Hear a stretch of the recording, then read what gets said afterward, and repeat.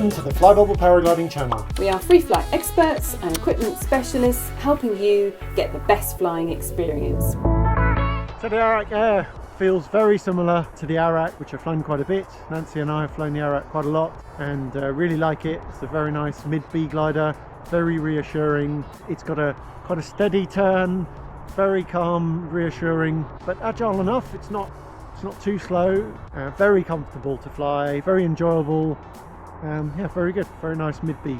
On launch, the Arak Air is very easy, very nice to manage. As I say, in a strong wind, you know, just because of being a lighter glider, it takes a bit more to manage. But in terms of how it inflates and how the glider comes up, it comes up pretty progressively, slight tendency to hang back and a slight tendency to dive at the top. That pretty damn good actually. Yeah, very steady that way, and it's very nice for kiting, that because you can easily control the glider and put it off to one side and kite the glider across. Very good for Cobra launches as well if you fancy that kind of party trick. But yeah, that works nicely both on the ground and in the air. The leading edge, the glider feels very solid, again very calm and reassuring, confidence inspiring. It feels pretty collapse resistant, flying in some pretty weird mixy air just earlier, and I didn't have any collapses or anything, but the glider would unload. I lost pressure in the glider and others commented it was just the air, and the glider handled that very nicely. Definitely quite calm and reassuring. In terms of feedback, it's kind of like on the, I'd say on the sort of milder to moderate feedback. It's not a very feedbacky glider. You can feel what the air's doing, but it's a little bit on the dampened side, so you kind of need to tune into it a little bit. I'd put the agility around about the sort of middle of the range of agility for a mid-B class. Is moderate. It's perfectly fine to be able to turn around in thermals and turn in the ridge lift and that, but it's not the most agile glider. So you're a pilot that prefers something that's more nippy and agile. So for example, the Skywalk Tequila 4 was quite a nippy, agile glider. This reminds me a bit of that, but this feels more steady to me. It feels more calm and steady. It turns flatter with a bit less energy. And of course I'm talking about with a similar kind of wing loading. Yes, I've just flown out, tested glide out as far as I could and come back. I purposely landed further down the slope because I wanted to get down where there's less wind. So at the top of the hill it's a bit breezy, and in that strong wind the lightweight material of the glider makes it harder to manage. The wing tends to lift up more in the breeze and trailing edge lifts up. That's the same with all lightweight gliders. So in the strong wind it's a disadvantage because it's harder to hold the glider down. It keeps wanting to lift up, trailing edge, the wind gets under the trailing edge and the glider just lifts into the air. You need more careful management with the rear risers and the brake lines and your body position, the right tension on the glider, not too much, not too little.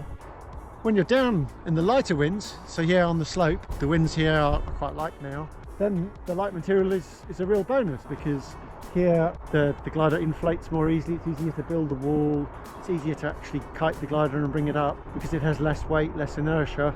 It'll float up nice and easy, and then because there's less weight in the glider, it needs less wind, less airflow to actually keep it up in the air. On the same day, if it's very light, you'll notice all the gliders, the lightweight gliders, the pilots are managing to carry on ground handling, but the gliders with standard weight material, the heavier gliders, particularly if they're quite heavy, you'll notice they're struggling and they're really floundering around quite a lot. So yeah, so that's pros and cons. So lightweight materials are a real advantage, well obviously for carrying, and they're more compact. They're also an advantage in light winds and nil wind. They're easier to inflate and to come up, and in strong winds they're a bit of a disadvantage. So it's pros and cons.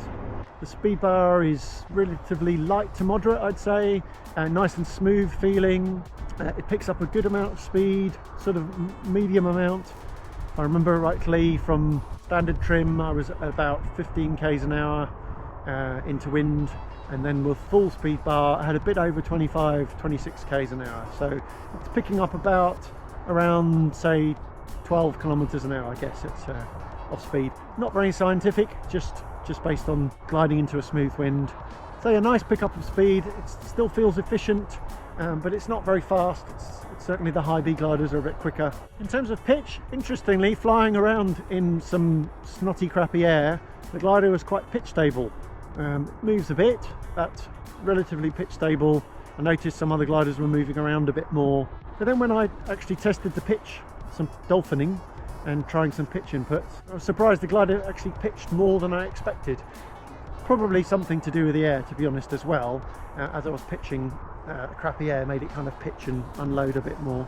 But yeah, it does actually have some pitch, so when you want to build up the energy in the pitch, it can do that. I did manage to, after a few pitches, manage to make it front tuck a little bit, but again, that might be partially the air. Yeah, so it's got that energy in pitch. So it's, when you're just soaring and flying around, it feels nice and stable, but when you want to make the glider pitch, when I was playing around, it's actually got a bit of energy, which is fun. Testing the roll, trying to do some mild wing overs. It actually builds up energy nicely. It's got a tendency to roll a bit like that in the turn, so could build up some nice energy with wing overs. Not big or anything, but it's just still got some energy there. As you get to the higher part of the turn and try and build up the wing overs bigger, the glider kind of wants to dampen things out and calm things down a bit. So to do that, you need sort of precise inputs and heavier inputs to get it to do a bigger wing over. The big ears are easy to pull, not very high pressure, and they come in quite easily. The glider wants to re-inflate, so they kind of flap a bit. If you adjust how much brake you pull, get the right position, they flap around a bit less. So that was fine, there was no problem there.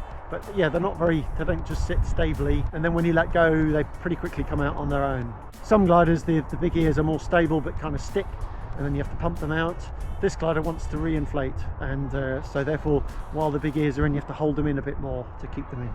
For a pilot stepping up from, say, a high A glider or a low B, but doesn't want to quite go up to the high B class, they want a lightweight glider, then the Arak and the Arak Air are a fantastic choice.